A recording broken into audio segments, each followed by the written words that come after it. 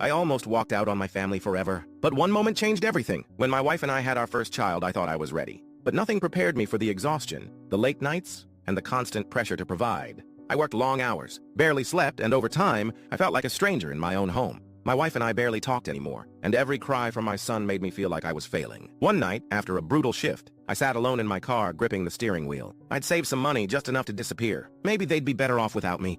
The next morning, as I grabbed my keys, my son, barely 3 years old, ran up to me and said, "Daddy, don't forget my hug!" I froze. He looked up at me with the biggest smile, completely unaware that I was about to leave. In that moment, something inside me shattered. I hugged him tighter than ever before. Then, instead of driving away, I drove to a toy store. I came back home that day with a stuffed dinosaur for my son and flowers for my wife. She gave me a strange look but didn't say anything.